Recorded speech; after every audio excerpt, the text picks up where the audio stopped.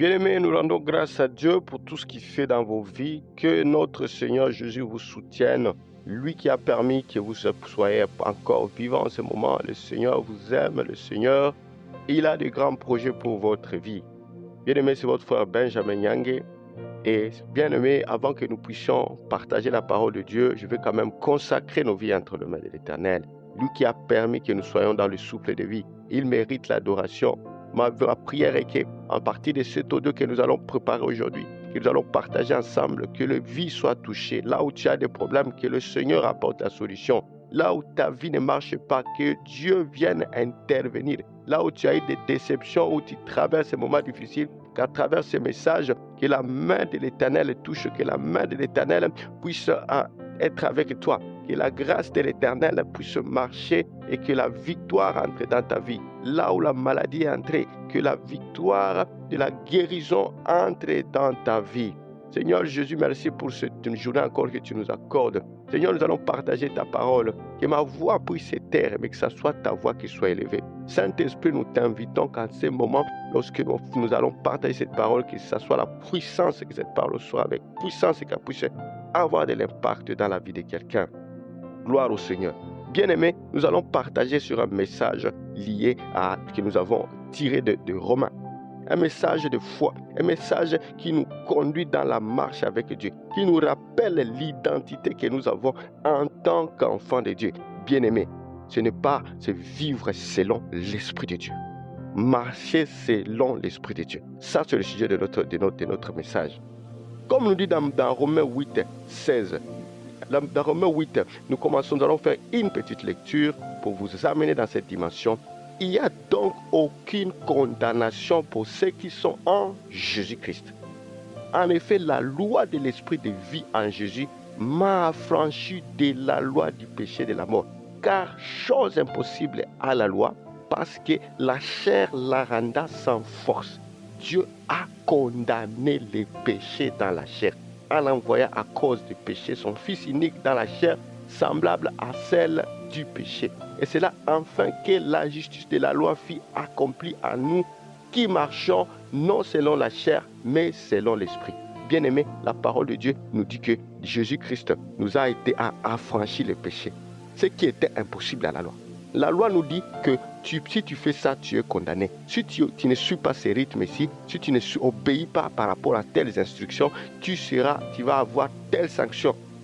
Bien-aimé, ces sanctions-là, même lorsque nous les voyons dans la vie courante, c'est-à-dire lorsqu'il y a une condamnation, il doit y avoir une loi. Donc on ne condamne pas quelqu'un, on condamne quelqu'un parce qu'il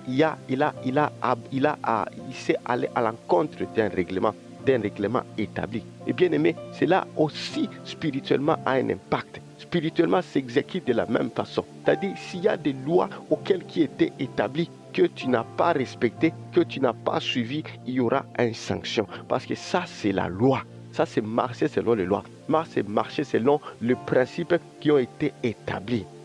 Bien aimé, mais la grâce que nous avons, c'est que Jésus-Christ nous a affranchis. Lorsque nous marchons dans l'esprit, nous sommes affranchis de la loi. C'est-à-dire, si la loi dit que parce que tu as péché, parce que tu as fait du mal, tu devras être puni, tu devras avoir la maladie, tu devras avoir cette situation, ceci doit t'atteindre, tu ne vas pas réussir à cela. La loi de l'Esprit de Dieu, elle dit le contraire. La loi de l'Esprit crie grâce. La loi de l'Esprit crie justification. Car Christ t'a justifié. Christ t'a rendu libre. Cette loi n'a pas d'impact lorsque tu te confies en Dieu, lorsque tu marches selon l'Esprit de Dieu, lorsque tu acceptes que ta vie, comme le dit ici, en effet, la loi de l'Esprit de vie, il y a la vie en Christ, à la affranchie de la loi du péché et de la mort. Bien-aimé, le péché rend la mort, le péché conduit à l'échec, le péché conduit à la malédiction. Mais lorsque on marche, on accepte de demeurer, de rentrer d'accepter Jésus-Christ, il soit le maître du salut, il soit le maître de la vie, il soit celui qui conduit ta vie.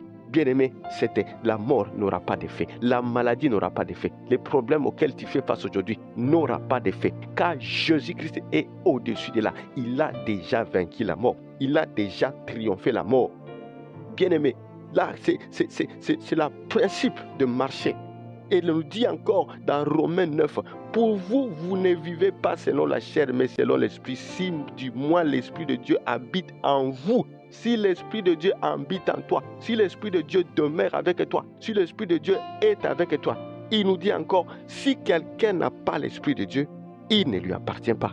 Il y a une étape, bien-aimé. C'est la marque de l'Esprit de Dieu. Vous devez marcher selon l'Esprit de Dieu. Vous devez accepter que ce soit l'Esprit de Dieu qui vous conduit. D'abord, en acceptant de demeurer dans la parole de Dieu. En acceptant que la parole de Dieu règne en toi. Jésus-Christ a dit que si vous demeurez en moi et que mes paroles demeurent à vous, tout ce que vous demanderez au Père, il obtiendra. La guérison, il obtiendra. La promotion, vous recherchez, il obtiendra. Vous avez des soucis, Dieu, il va intervenir parce que sa parole demeure à vous. Et l'étape ultime, c'est que l'Esprit de Dieu, l'Esprit de vie, l'Esprit Saint doit vous conduire. Vous devez vous laisser diriger par l'Esprit de Dieu. Vous devez laisser l'Esprit de Dieu prendre le contrôle. Il est l'Esprit de force lorsque vous êtes asservi, nous a dit dans Isaïe. Il est esprit de connaissance et l'esprit de sagesse lorsque vous voulez marcher dans la sagesse. Vous allez prendre des décisions importantes. Vous voulez vous diriger. Vous allez faire des choix. Il est l'Esprit qui vous conduira. Il est l'Esprit aussi des conseils. Il vous conseillera. Il est l'Esprit des craintes de l'Éternel pour marcher dans la présence. Vous avez besoin de l'Esprit de Dieu, afin de triompher de cette maladie, afin de triompher de ces problèmes, afin d'être au-dessus des situations qui vous dépassent, au-dessus des situations qui vous relèvent. Et dans la marche de l'Esprit, nous voyons que vous devez vous humilier, vous devez laisser le péché. Parce que le péché, c'est la loi. Le péché, c'est la condamnation. L'esprit des péchés dans l'esprit des œuvres négatives, dans l'esprit des œuvres des ténèbres, va vous condamner. Ce péché-là que vous êtes en train de faire, ce péché-là que vous avez fait, que vous n'avez jamais confessé, qui reste encore un péché caché. Bien aimé, ce péché-là, qui constitue un blocage ultime dans la vie. Ça peut être des années peut passer, des années ont déjà passé, mais ce péché-là est en train de crier, parce que la Bible nous dit dans l'Apocalypse que l'accusateur de nos frères, l'Apocalypse 12, il nous accuse jour et nuit. Il accuse à cause de quoi? À cause d'un péché. Mais bien aimé, lorsque vous vous confiez en Jésus, lorsque vous avez donné votre vie en Jésus, ce péché-là n'a plus de pouvoir.